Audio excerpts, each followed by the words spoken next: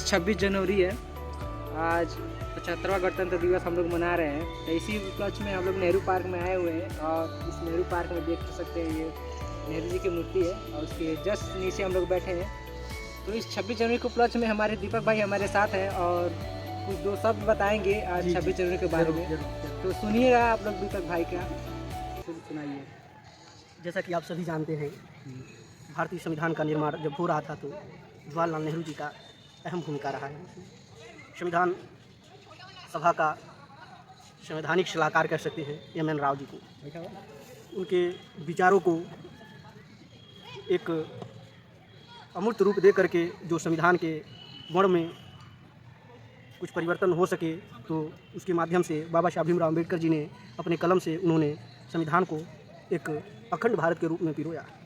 जैसा कि हम सभी जानते हैं कि प्रारूप समिति के अध्यक्ष रहे बाबा साहब भीमराव अम्बेडकर जी। अपने इस अतुलनीय योगदान को हम कभी भूल नहीं सकते। प्रारूप समिति के अध्यक्ष होने के नाते उनका वो हेड मेंबर थे उस समिति के, और हेड मेंबर होने के नाते उनका ये फर्ज था कि उस प्रारूप समिति को अच्छे से अच्छे निखार सके और अच्छे से अच्छे प्रारूप जो है संविधान कमेटी के जो भी मेंबर थे उनके सामने रख सके। तो हम देखते हैं धीरे धीरे उनके जो भी प्रारूप समिति के मेंबर थे, चूँकि 7 मेंबर थे, अब बाबा साहब का अतुलनीय योगदान रहा उसमें।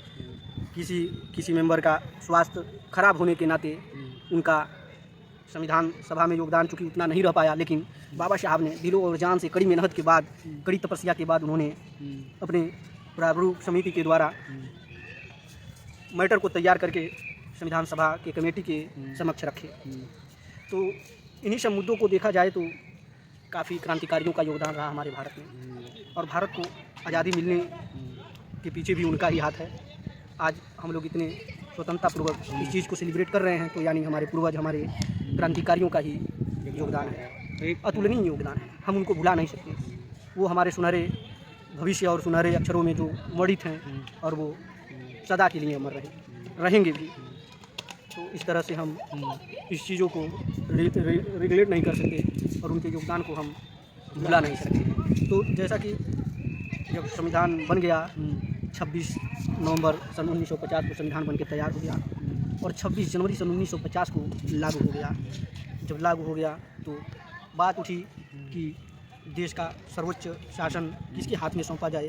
वो कौन ऐसे व्यक्ति होंगे जिनको शासन का पूरे अच्छे से पता हो, जो सत्ता की बागडोर को अच्छे से चला सके। तो चूँकि भारत अभी नया नया उभर रहा था, अपनी शक्तियों में चूँकि क्षीण था, क्योंकि हम लोगों के ऊपर ब्रिटिश का भाई राज रहा है, और जो है कि ब्रिटिश वालों का ये एक तरह से शासन सत्ता रही है।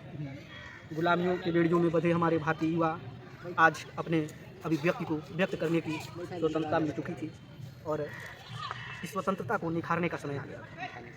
अपने विचारों को किसी के माध्यम से कहने का समय आ गया। तो उस टाइम जो है कि प्रधानमंत्री सर्वप्रथम जो है कि पंडित जवाहरलाल नेहरू जी को बनाया गया। तो ऐसे योगदान है चूँकि साथियों, तो इस पर ज़्यादा अगर बातें होंगी तो बड़ा हो जाएगा वीडियो, इसलिए हम छोटा ही रखना चाहते हैं। अगली वीडियो में आप लोगों को हम चूँकि संविधान के और अच्छे से चीज़ों को बताएंगे।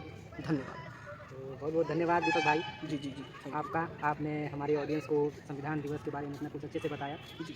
तो एक कुछ शायरियाँ सुना दीजिए तो वीडियो को अंत किया जाए। आप देखिए, एक राहत इंदौरी साहब का शेर है कि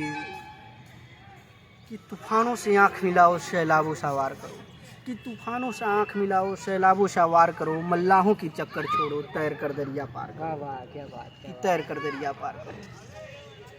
तो ज़्यादा कुछ याद तो नहीं है भाई, बस इन्हीं सब चीज़ों के साथ अपनी बातों को मैं चलिए विराम देता। बहुत धन्यवाद आपका। आपने इतना महत्वपूर्ण समय निकाल के आज इतनी जानकारी वाली बात हम लोग को आज बताए हैं, अपनी बात शेयर किए हैं, उसके लिए आपका बहुत बहुत दिल से आभार, धन्यवाद। जी जी, आपका भी आभार, क्योंकि भाई साहब आपके ये योगदान की वजह से ही कुछ युवा पीढ़ी को ये संदेश जाएगा और युवा पीढ़ी अपनी स्वतंत्रता के समारोह को बहुत हर्ष उल्लास हो करके जो है कि सेलिब्रेट करेंगे। और सोशल मीडिया से आप जुड़े हुए हैं तो भाई आपका तो योगदान है ही, क्योंकि होना भी चाहिए, युवा आगे आएंगे। तो धन्यवाद। चलिए ठीक है, धन्यवाद आप सभी लोग। धन्यवाद।